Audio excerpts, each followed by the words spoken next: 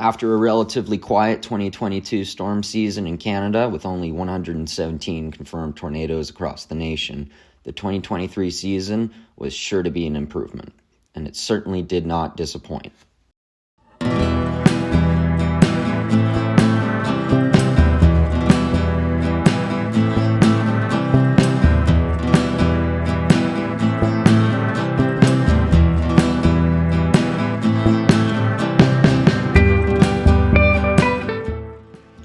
In late May, the season got off to a very early start in central Alberta.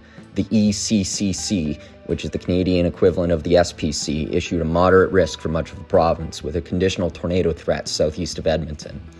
Although originally skeptical considering the time of year, I made the decision to chase, and I'm glad I did. What are we doing here, folks?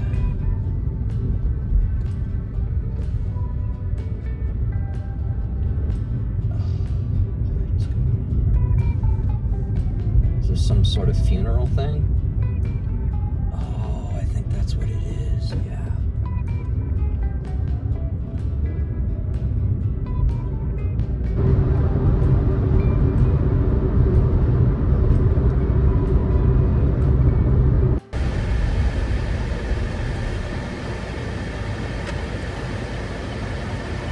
Proceed to the route.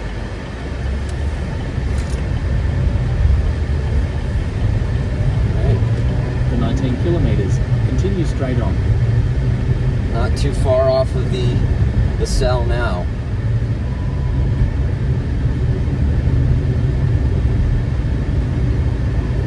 Both these cells still looking very, very threatening here.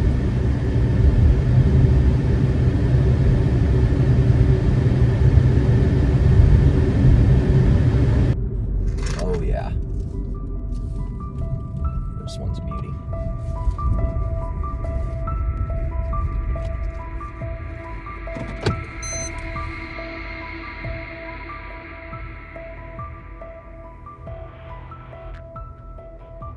Just west of Battle Lake here, looking at this supercell that's producing some tennis ball size hail. A couple of embedded cells, really.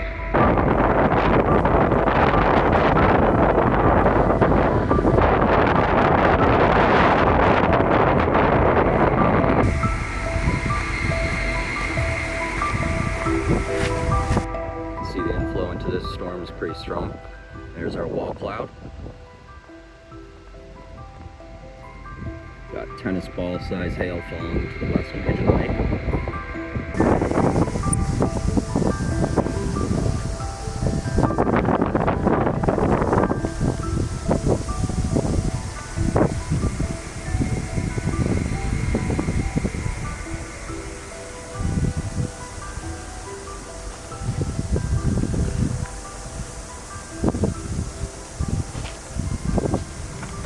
While pursuing this storm, it was obvious that the supercell exhibited some intense rotation.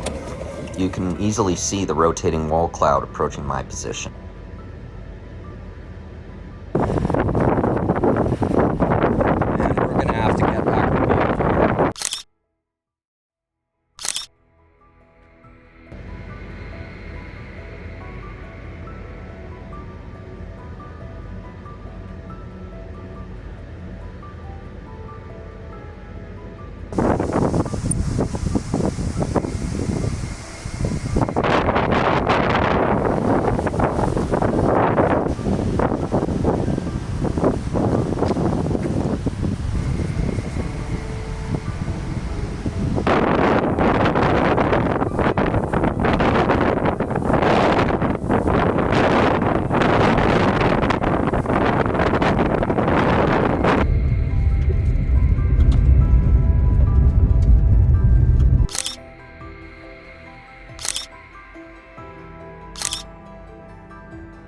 While approaching the northeastward moving storm from the east, a sudden directional change occurred as the storm shifted to a more northern track, trapping me in the RFD, or rear flame downdraft. Yeah, that's some big hail.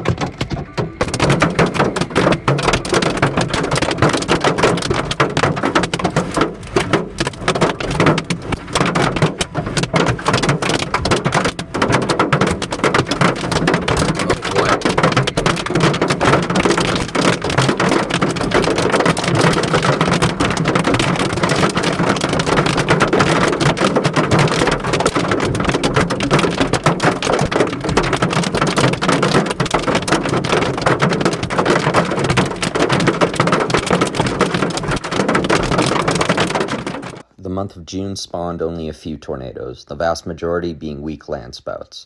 However, that would all come to an end on July 1st, Canada Day. The ECCC in Alberta issued a very rare high risk for a zone stretching from west of Edmonton down through the QE2 corridor into western Saskatchewan. It is Friday, July 1st, 2023. We're near Innisfail, Alberta, that's south of Red Deer. And we're going to be tracking some explosive supercells. Today, it looks like it could be a full-on outbreak. We've already got a couple cells firing, the first few of the day, near Sundre. One of the two is already developing a little bit of a hook. We've got 50 to 70 knots of effective shear today, so plenty of shear in the atmosphere, very supportive of supercells. The humidity is just absurd. It feels like Louisiana. It's ridiculous. Temperatures right now, we're sitting at about 26 degrees, but it feels like about 32. Wow, that is big. Looks to be extremely large, potentially violent. Very, very large tornado. This could be a long-lived one too. It's very, very strong. It looked like it tried to wedge out a couple times. We're right in the path of it right now, and we're gonna stay right here. We've got several escape options at the moment. This thing is big, and it is kicking up debris like crazy. Probably about a mile wide, just southwest of Olds, Alberta right now.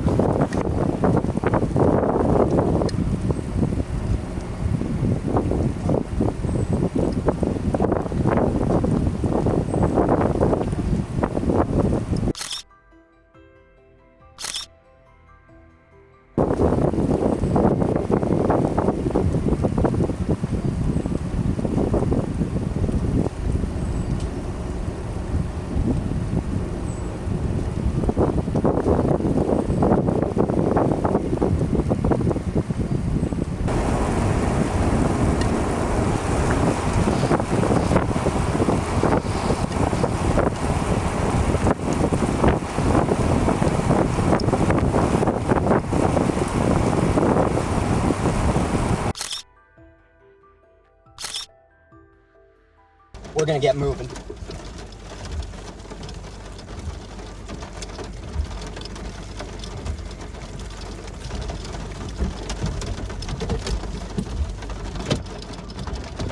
Okay, so we are gonna go towards Didsbury area, and we're gonna go help some people here. And as soon as I can get an update on where exactly this tornado impacted, and if it did go through any towns, we're gonna go there immediately, and we're gonna go help out. And last I checked, we were looking at some ping pong ball size hail, but I'm sure it's probably gonna get larger than that now. I don't have any reception, so I wouldn't be able to tell anyways. These are gonna be big. Shit. We're gonna send it to the west here. See if we can get the hell out of here. I can still see the debris lofted into the air on my left.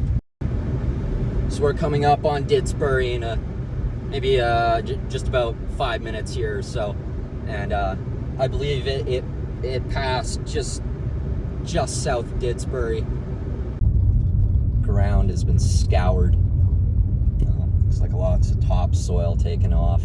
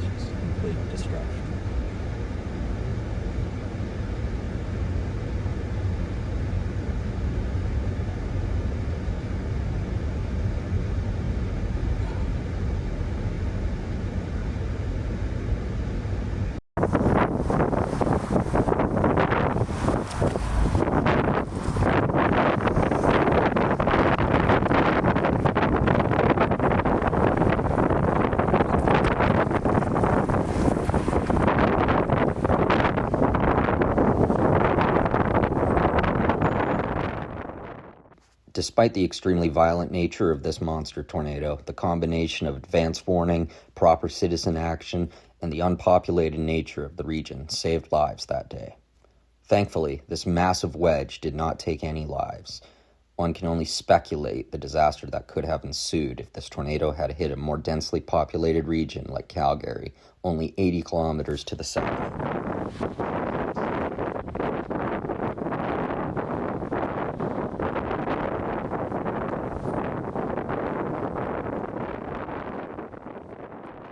Although still reeling from the July 1st monster, Mother Nature would not yield a break for the province. Only 5 days later, on July 6th, a severe cell would develop west of the Calgary metro, dumping a foot of sizable hail in the far northwest quadrant of the city.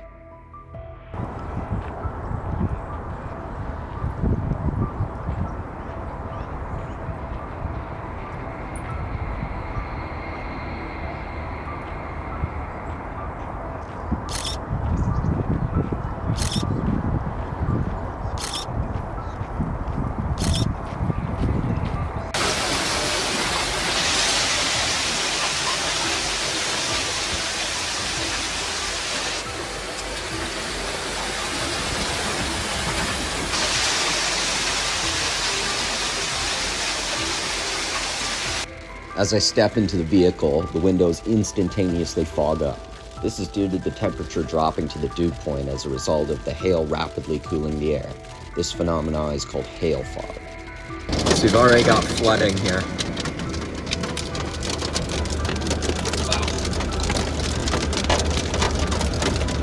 Okay, maybe a few toonies in there. Maybe a ping pong ball or two. We've got some hail fog forming already.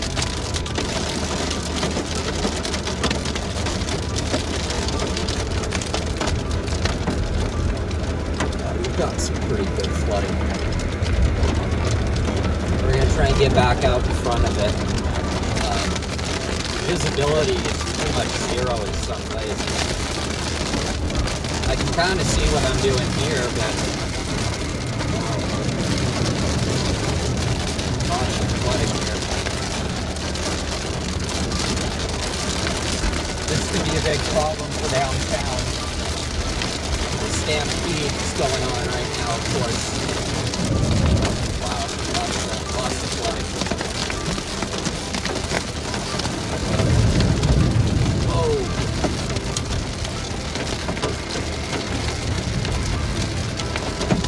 A few feet of water there, wow.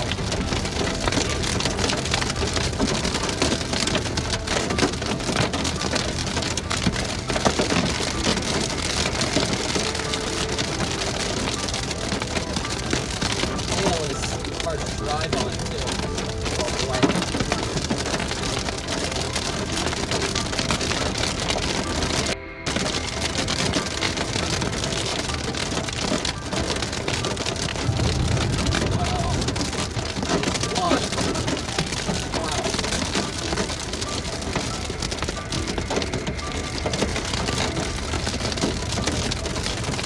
Look at all that hail.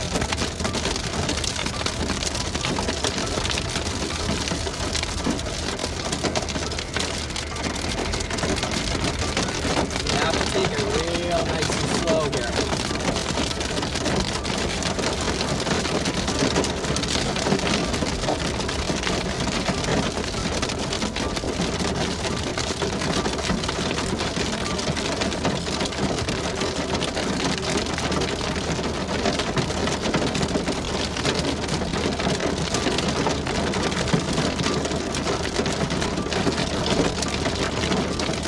Okay, fine. Turn around.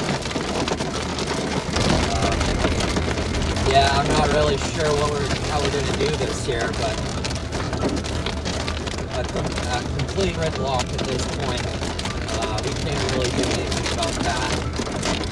Big flooding, big time flooding. Oh, wow.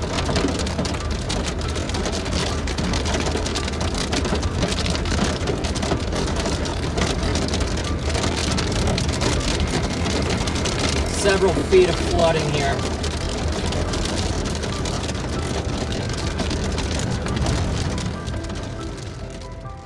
The Between July 10th and 12th, severe weather made its return to Saskatchewan and Alberta, spawning several embedded tornadic supercells, followed by a beautiful linear storm system.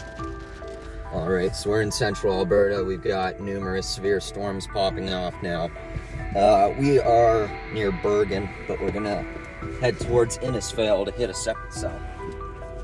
All right, and we are on the move.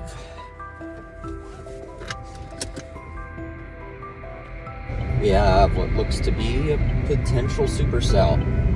It's difficult to say for sure, but on radar it does look impressive. We were here just the other day for the EF4, the Innisfail region.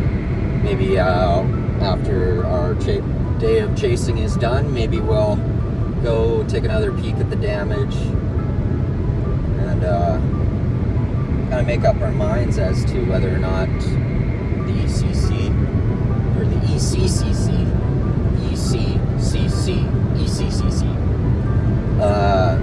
did the right call, and I think they did. I think it was a perfect call, low end EF4. I'm assuming what we're looking at just ahead of us there and off to the right would be that cell that's heading into Innisfail. These storms are moving very, very slowly. There's not a whole lot of shear for these storms to work with, but there sure is a lot of cape. We do seem to have a little bit of a lowered base on this storm, so I'm going to keep an eye on that. This one does appear to have some supercellular characteristics, although I can't say for sure until I really see it up close. I'm sure you'll start seeing some flashes of lightning very, very soon here as we approach this storm. You can see the inflow is pretty strong. I mean, it's a northeastward moving storm, moving very slow, but the motion aloft is all west moving. And that's how you can tell it's really pulling in a lot of energy.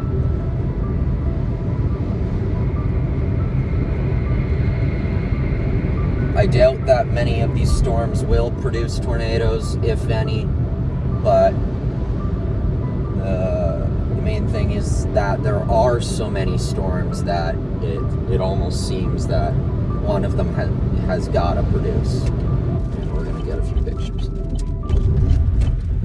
I'll keep the vehicle facing that way so you guys can still see everything.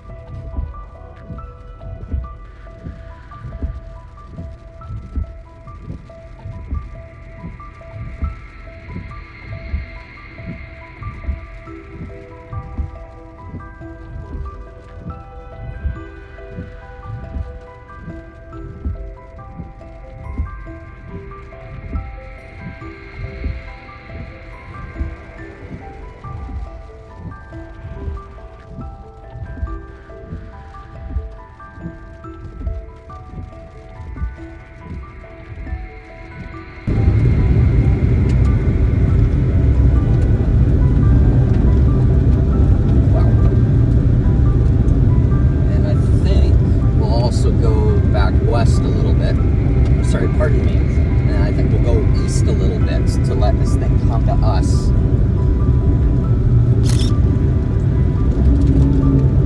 Once we get a chance to go east, we'll do that. Man, this thing's a beauty. Just look at that structure. Wow.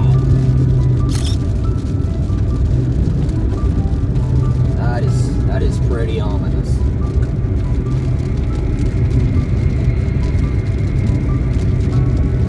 See the striations.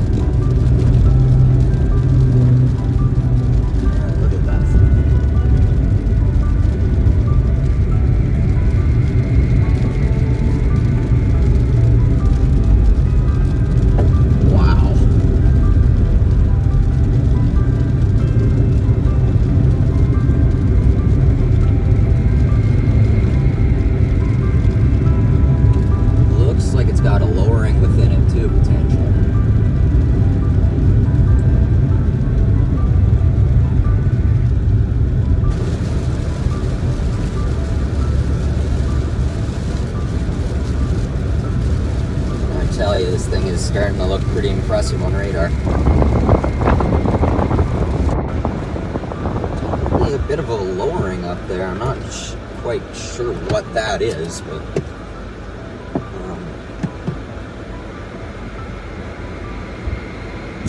it would be nice if I could get on the other side of the road. But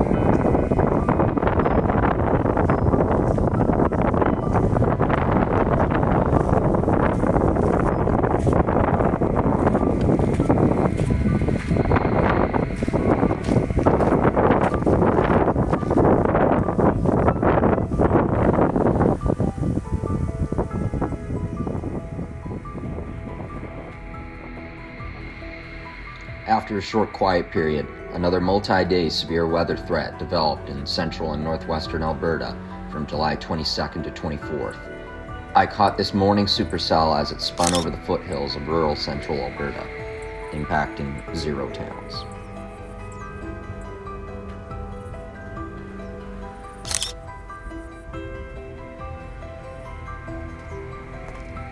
Chasing supercells on the open plains is usually relatively easy for a long-time storm chaser. However, the threat for tornadic supercells on the 24th moved northwest of the previous day's target area into much more dangerous chasing terrain filled with dense forest, obscuring chasers' views of dangerous storms and tornadoes. so we're about to enter the town of Evansburg, and then we're going to take a west turn to a set of supercells developing to the west of Evansburg. And there's more to the northwest as well, but in the far northwestern corner of Alberta. But that's not what I'm paying attention to. I'm paying more attention to these discrete cells. There's a tornado watch in place for parts of central Alberta, including here.